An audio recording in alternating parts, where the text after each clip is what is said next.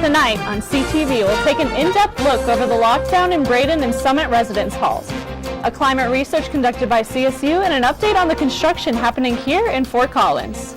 Then, find out about the strange bird occurrences in Rocky Mountains and update on the Cameron Peak fire and a Senate debate taking place here at CSU. All that and more starting now on CTV. Good evening, Rams. I'm Ren Wadsworth. And I'm Alexandria Cullen. We hope you are all having a good Tuesday night. We have a lot of interesting stories for you all today, so let's get right into it. Colorado State University is set to make political history as it hosts the only televised Senate debate this year. The Republican incumbent Cory Gardner and former Governor John Hickenlooper plan to debate face-to-face, but without an audience early next month. The debate is scheduled for October 13th from 6 to 7 p.m. And make sure to tune in on Thursday because Kenny Frederick has more information on the debate, where it will be held, and where you can watch it for yourself. Colorado State University is partnering with the University of Oklahoma on a 5-year program focusing on artificial intelligence and environmental research. The goal is to learn about how it can actually utilize this type of groundwork exploration.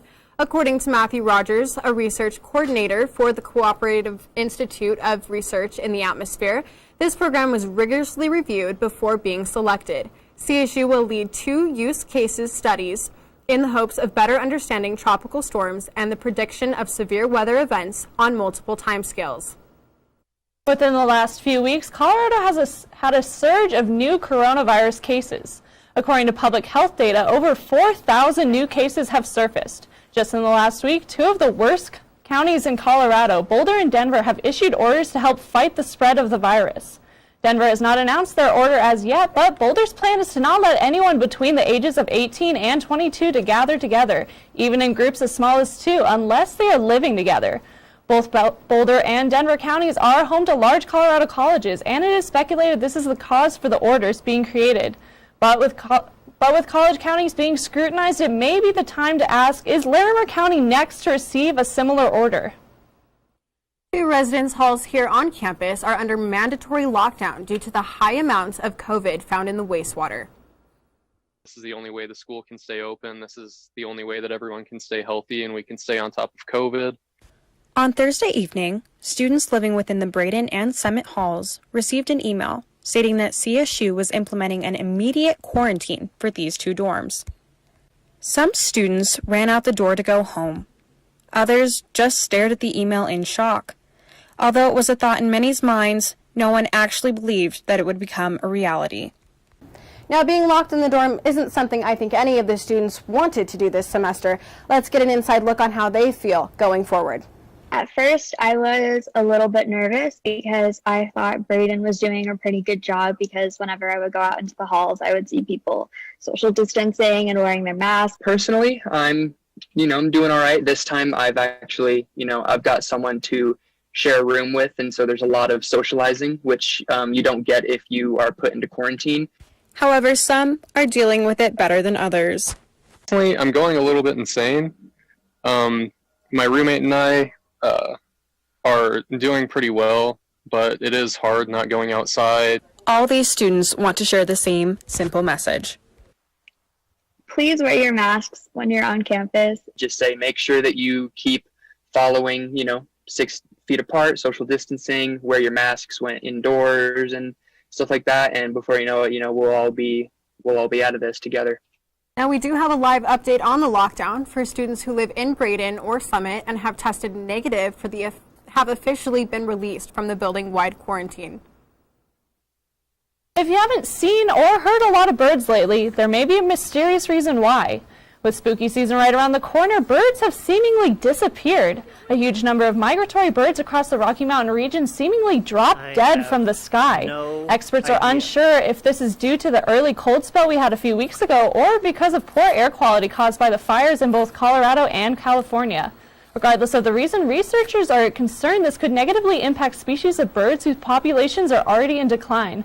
We'll keep you updated on any new information that may come out about our feathered friends. With all recent road construction projects going on around town, you may start avoiding yet another street. 2 intersections on Shield Street just got an upgrade. That's right, 2 new red light cameras were added this summer. The crossing between Mulberry and Shields, as well as the intersection on Prospect Road and Shields Street, was installed in mid-September. These cameras are placed on busy roads to scale down red light violations while hoping to reduce the amount of roadside collisions. If caught on camera, you will receive a $75 fine. All funds received from these red light cameras will go towards future operating cameras that will be placed in the city of Fort Collins. Last week I covered Colorado State's mountain campus and how it was impacted by the Cameron Peak fire. Today we have an update about the firefighters stationed there. As the Cameron Peak fire continues to burn, Cass Cairns, a public information officer for the Cameron Peak fire, sat down to explain the severity of the situation.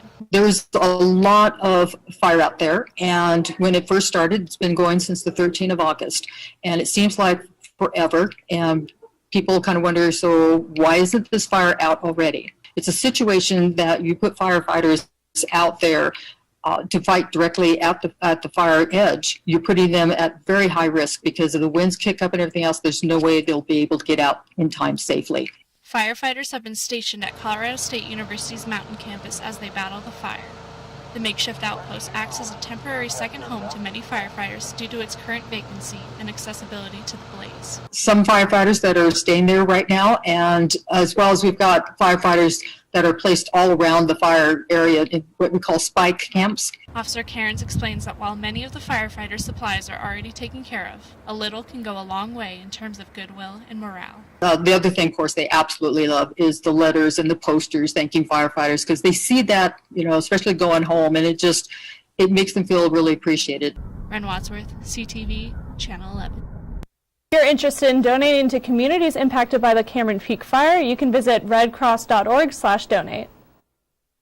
If you used to ride the transport bus on routes 6 and 7, you're in luck. Service will reopen as of October 5th, 2020. These 2 routes were suspended back in April in part of a larger service suspension project. Both routes depart from CSU Transit Center, as Route 6 travels to Swallow Station via Mulberry and Taft Hill Road, while Route 7 goes from Ridgewood Farms to Shield Street and Drake. CSU Transit recognizes that community members rely on these buses as their primary mode of transportation and are working hard to resume service amongst the COVID-19 pandemic. For service routes and times, please visit ridetransport.com/routes. New Mexico has updated their out-of-state quarantine list, and Colorado has been added. A New Mexico executive order requires visitors from higher-risk states to quarantine themselves for 14 days or the duration of their trip, whichever is shorter. The state quarantine order requires people who visit from states with a 5% positivity rate to social distance in residential areas after their entry into New Mexico.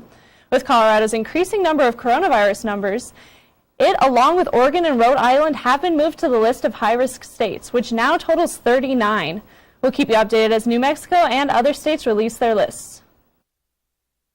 The UC Health Garland England Blood Center is now taking post-COVID-19 plasma donations.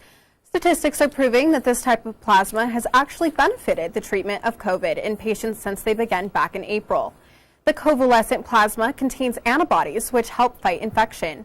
As of September 22nd, the center has had over 137 donors, contributing almost 300 usable units of plasma to help combat coronavirus in both patients in Colorado and across the country. If you believe you are qualified to donate, contact the center's recruiter or fill out an online form on their website. Well, that's all we have tonight, Rams. Don't go anywhere because we have Litos coming up with your entertainment scoop right after the break, so stick around.